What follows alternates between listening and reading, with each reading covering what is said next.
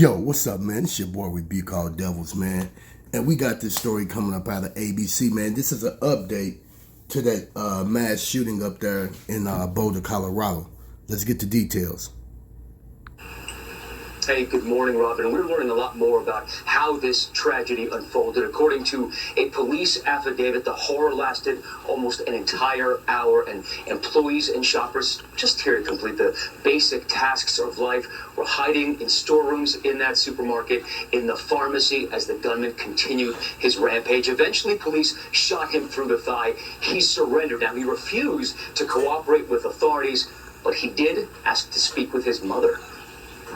This morning, as law enforcement continues to work the crime scene, those chilling new details. According to the Boulder Police Department's arrest affidavit, the alleged shooter methodically marched through the store and parking lot where witnesses say he shot an elderly man and then stood over him and shot him multiple additional times. His 10 victims were gunned down both inside and outside the King Supers Market.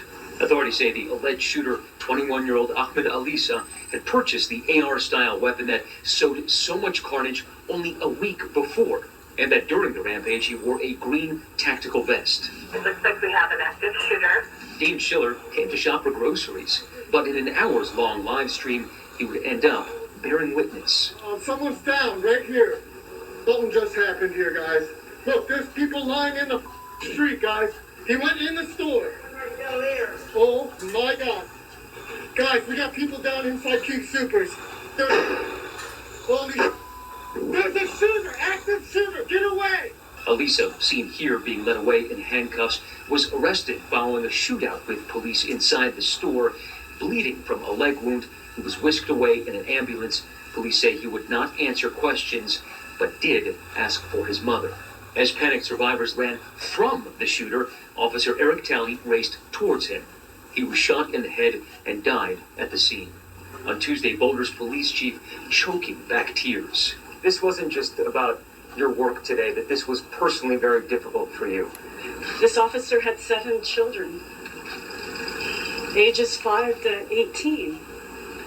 I just had that officer's whole family in my office 2 weeks ago to give him an award. And so it is personal. Talley's anguished mother reached by phone. My son gave his life to save those people at the King Supers. He gave it all, and the hate still continues. Oh God. Talley's police cruiser parked outside the police station and draped in flowers, becoming a makeshift memorial. The police chief reading out the names of all the 10 victims. 25-year-old Ricky Olds was a manager at the supermarket. Her Aunt Lori watched the massacre unfold in real time on that live stream. We're watching it on my phone as the police are just getting there. And, we're horrified. 20-year-old Denny Stong, the youngest victim, also worked at the store. Friends say 59-year-old Suzanne Fountain loved the theater. The oldest victim, 65-year-old Jody Waters, leaves behind 2 daughters and a grandchild. You could just feel like the love pouring out of her and coming into you, and you just felt the love.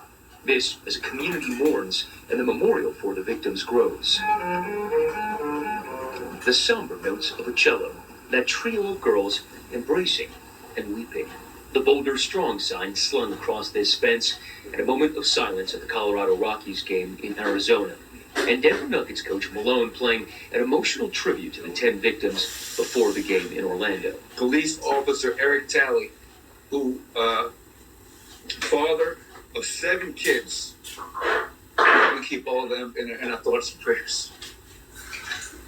And you can see now that the snow is draped over the bouquets and the children's pictures pasted to the fence here, messages to the victims. That was incredible yesterday watching this memorial grow from nothing, from a bare chain link fence to a couple of flowers plugged through to this massive hundreds and hundreds of bouquets, this Boulder Strong sign, candles still lit. Now it gives you a sense of how hurt this community is, but also how it's coming together. Amy? Yeah, it is such a heartbreaking situation there, Matt. Thank you very much. We're going to turn now to more on the investigation.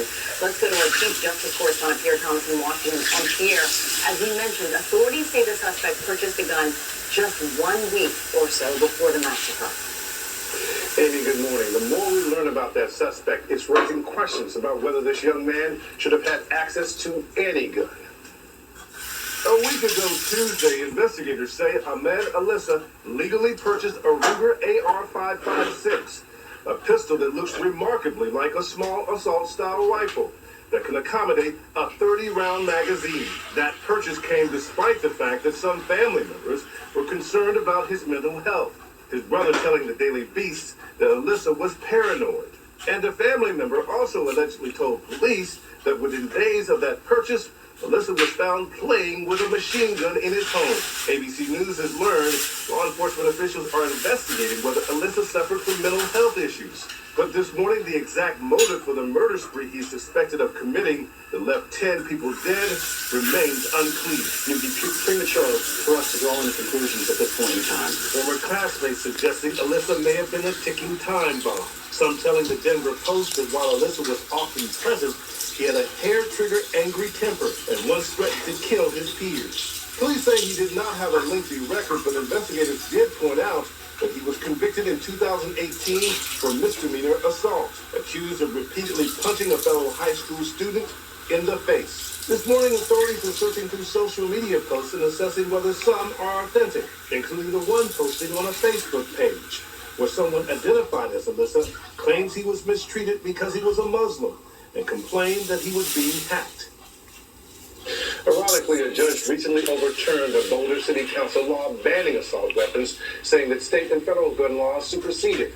But it's unclear if that recently purchased assault pistol was used in the massacre. TJ? All right, Pierre, thank you so much. And here we are now, mass shooting. Man, and there you have it, man. You know, it's just amazing, man, you know, what goes on. You know, I didn't know that officer, you know, was shot in the head like that, man.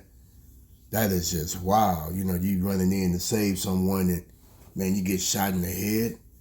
Just getting, no matter where you shot at, you end up dead. That's terrible, man. My heart go out to all the victims, man. But, hey, I just wanted to bring y'all this quick update, man. You know what I'm saying? Don't forget to like, subscribe, and share. Don't forget to hit on that notification bell. Definitely don't forget to drop your comments down below. You know what I'm saying? And I'm going to be getting ready to give away a gift, man. You know what I'm saying? I'll give y'all some details about that coming up, man. But I got a gift for all my subscribers. Well, not for all my subscribers, but for a lucky subscriber. You know what I'm saying? That's posting, leaving comments, and things like that. You know, I got a gift coming up. I'll do a video on that in the near future. But with that being said, have a blessed day and shalom.